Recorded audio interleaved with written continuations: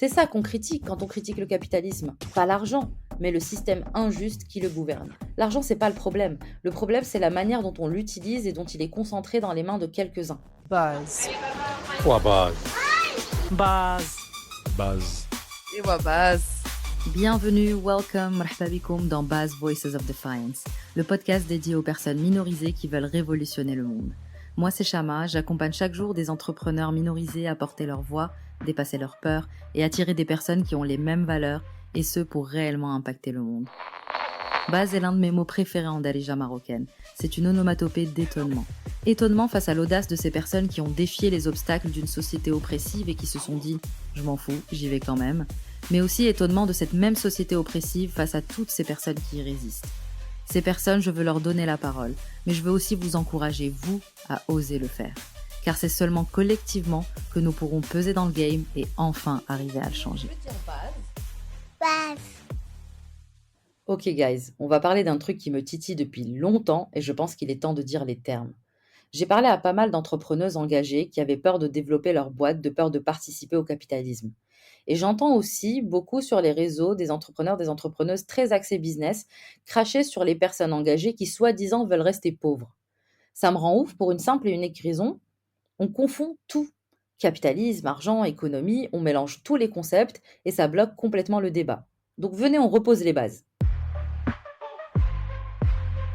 Premièrement, jusqu'à nouvel ordre, on vit dans un système capitaliste.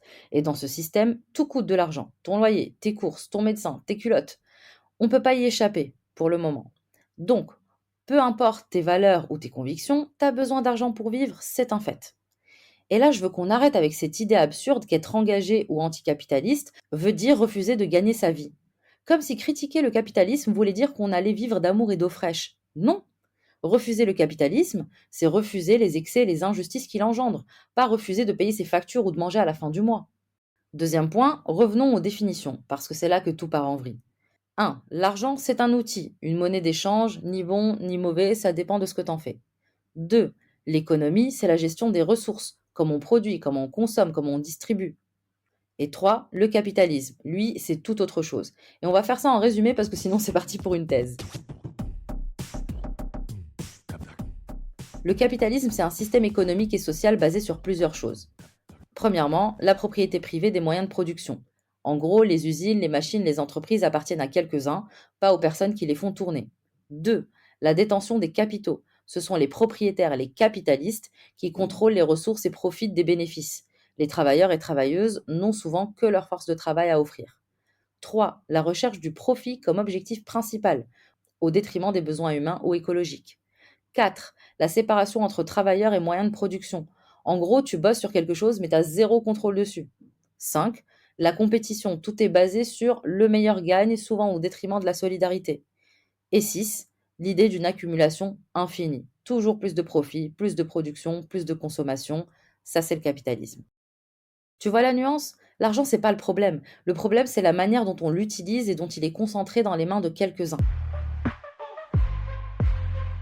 Maintenant qu'on a posé les bases, on peut parler des dérives du capitalisme. L'exploitation des ressources, parce qu'on vide la planète et les travailleurs et travailleuses pour maximiser les profits.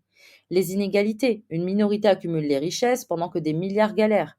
La déshumanisation des relations, tout devient une transaction, même notre temps ou nos émotions. 4. La perte de contrôle. Les travailleurs et travailleuses n'ont aucun mot à dire sur ce qui est produit ou sur les profits que ça génère.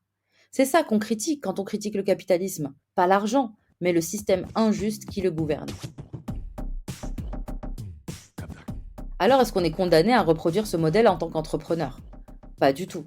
Être un entrepreneur ou une entrepreneuse engagée, c'est justement chercher des alternatives dans ce qu'on peut contrôler de ce système. On peut choisir de créer des entreprises plus justes, où les travailleurs et travailleuses participent à la prise de décision et bénéficient directement des profits. On peut redistribuer nos gains, soutenir des causes, offrir des services pro bono ou rendre nos offres accessibles. On peut prioriser l'impact sur les bénéfices, créer des projets alignés avec nos valeurs et pas uniquement motivés par l'argent. Ce que je veux dire, c'est qu'on peut très bien fonctionner dans le système capitaliste tout en le défiant. De toute façon, on n'a pas le choix, comment faire autrement? Être anticapitaliste, c'est pas refuser l'argent, c'est refuser de jouer selon les règles injustes du système.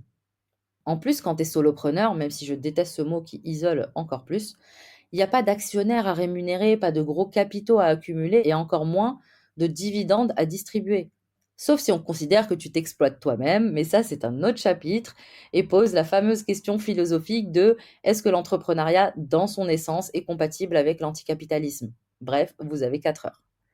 C'est là qu'il est intéressant d'aller creuser les notions de repos militant notamment, qu'on a évoqué d'ailleurs dans l'interview avec Asma Blahalia il y a 2 semaines.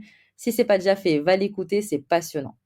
En résumé, on vit dans un système capitaliste, donc on a besoin d'argent pour vivre, mais on peut choisir de faire les choses autrement sans participer aux dérives du système. Et puis tu sais quoi? Moi aussi je veux un max de moula pour vivre confortablement, pour investir dans de super projets, pour faire beaucoup plus de pro bono. Tant que je vis dans ce système, il n'y a qu'en faisant de l'argent que je peux atteindre ces objectifs.